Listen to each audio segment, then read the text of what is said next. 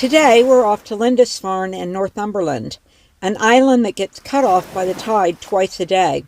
As we head across the famous 3-mile causeway, you'll notice it looks like a perfectly normal road, until it vanishes under the North Sea. Yep, the tide comes in faster than you can say, "Where are my wellies?" And if you mistime it, you're not sightseeing, you're stranded. The RNLI even have a rescue hut on stilts halfway along, where unlucky motorists can climb up and wait for the water to go down. Basically a very wet version of the naughty step. Every year a few cars ignore the big warning signs, and let's just say the tide always wins. So cross quickly, cross carefully, and this should keep your sandwiches dry.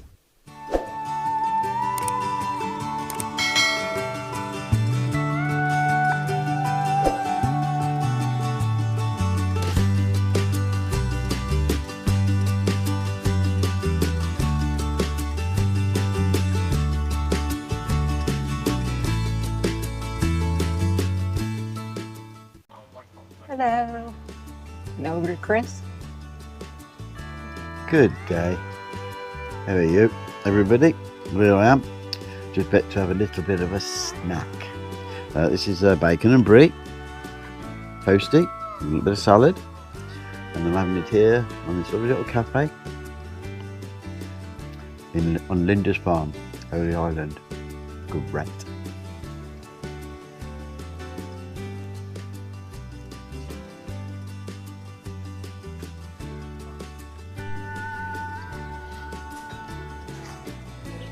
I need to do a lot of little bits, you know what I mean? Yeah. Give me a second or two. When I get them ready, they know it's coming.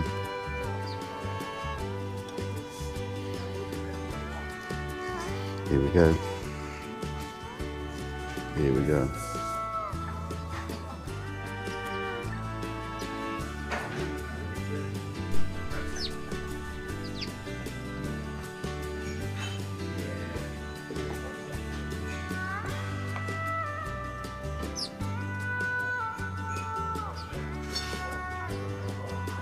That'll do.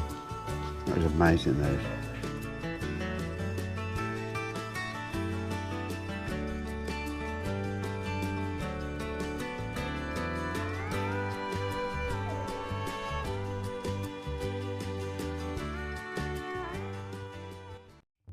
Wandering through Lindisfarne's little streets, you'll find plenty of charming shops. The sort of places where you go in for a postcard and come out with 3 scarves, a jar of chutney, a bottle of spirits, and absolutely no idea how. And yes, Chris is mainly here to check if there are any charity shops nearby. Sadly, there are none on the island. But tucked away behind all the shopping is a hidden garden bursting into full bloom. It's like stumbling into a secret world, colorful, peaceful, and just the thing to make you forget you've already spent half your spending money on fridge magnets. Welcome to the famous House of Lindisfarne, where history meets a surprisingly cheeky tipple, their world-renowned mead. This honey-based drink was first brewed by monks on the island centuries ago, probably to keep warm during long winters and maybe to make chanting sound a bit more enthusiastic. Today you can sample the mead yourself, and yes, it comes in more flavors than a fancy coffee shop menu. Sweet, smooth, and dangerously drinkable, it's a kind of tasting that makes you forget you still have to drive home across the tidal causeway. Of course, no attraction is complete without a gift shop, and this one has more puffins on mugs, magnets, and tea towels than you're ever likely to spot in the wild. Naturally, we may have purchased a bottle or 2 of mead, purely for research purposes, of course.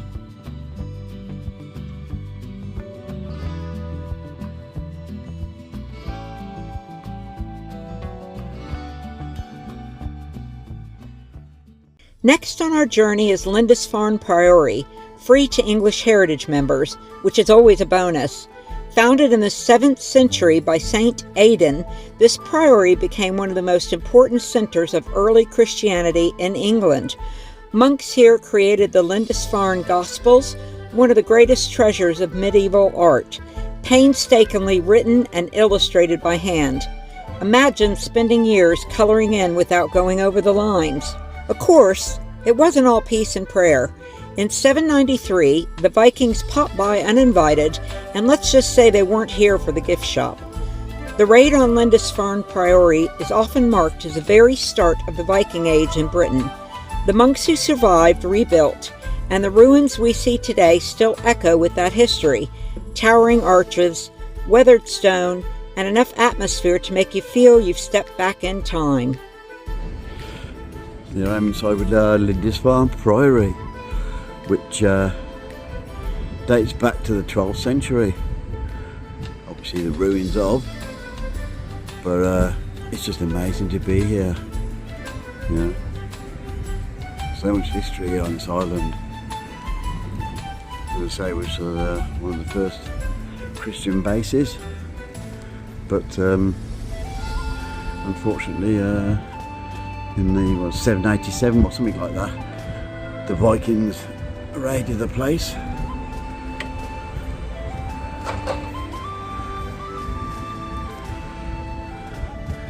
But this wasn't here then, obviously, so this was built in the 12th century. It's a place of beauty, history, and a reminder that while monks may come and go, English heritage memberships are forever.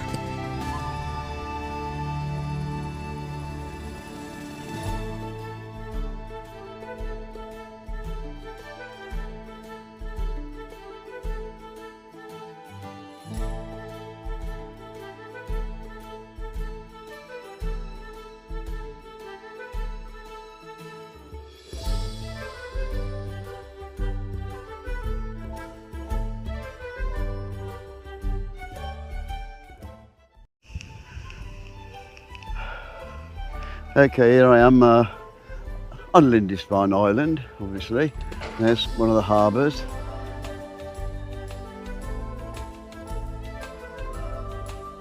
I'm going to walk along this path up to this ridge, which means I should be able to see the castle in the distance. Unfortunately, it's like a mile walk there. That's the only way to get there, and it's going to kill me. But I've been told that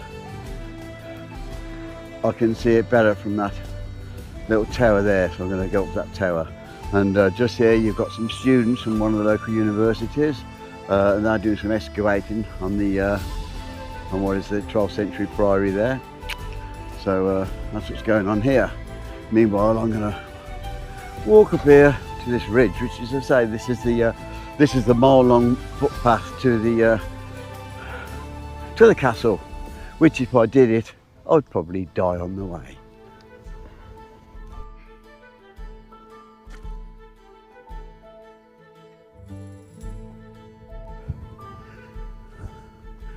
This area was excavated quite recently, and is apparently an old Anglo-Saxon church, which could have been founded by Saint Aidan around about 635 AD. And right next to it is what is actually in fact part of the North Sea, although it's one of the inland waterways of Lindisfarne Island.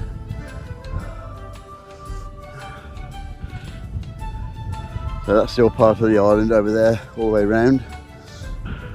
There's a tower there, which I'm going to have a little walk up and see if I can see anything better from up there. Back in a minute. Oh, here's a great view of the priory.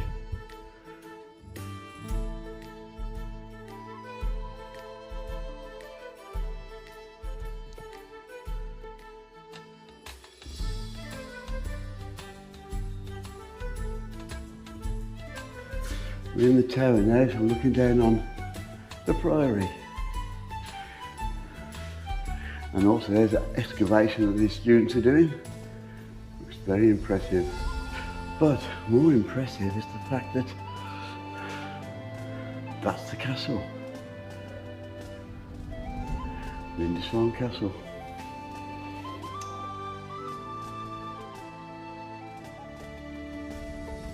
And the North Sea beyond.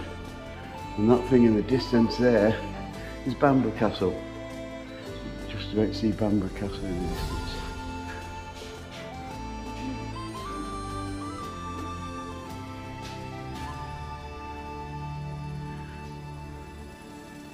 And that marquee there is where we came on to the Causeway, which is across there.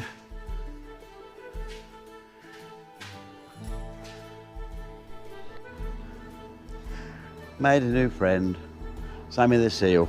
You're right, didn't you? He's very cute. Better looking than my wife. Thanks. It's okay. After a few hours exploring Lindisfarne, we dragged our weary legs past the tempting cafes and shops, resisting the urge for just one more cup of tea. Every bench looked like the perfect place for a nap, and even the puffin tea towels were starting to look judgmental. At last we made it back to the car, tired, happy, and ever so slightly heavier thanks to a bottle or two of mead tucked safely in my backpack. But we're just leaving Lindisfarne for Holy Island, and we're going across the Causeway, which is passable at the moment for the next few hours. It'll be a few more hours before the tide comes in, and then obviously whichever side of this causeway you're on, that's where you're going to stay. 12 hours. But yeah, as you see, it's all clear. But believe it or not, by later on, early evening, the sea will be completely in there, and you won't see none of this. You won't even see the road we're going over. That'll be gone.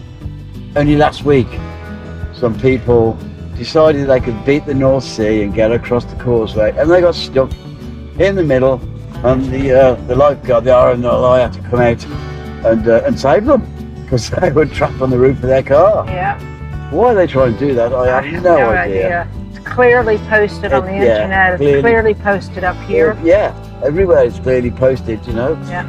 I have been looking forward to coming here for donkey's years. Strangely enough, since I was a young kid, when I first started listening to the Geordie folk group Lindisfarne. I used to listen to them a lot and saw them live, and I thought, well, where did they get that name from? Yeah, and that's when I found out about the island of Lindisfarne, which is about 30 miles away from where the guys in the band grew up. So yeah, and from then on, I've always wanted to come to this island. There we go, we're now on terra firma. I'm gonna turn you off now. Bye. And say see you later. And we'll go home and have a cup of tea and a rest. Absolutely, I can kill a cup of tea. Oh, me too.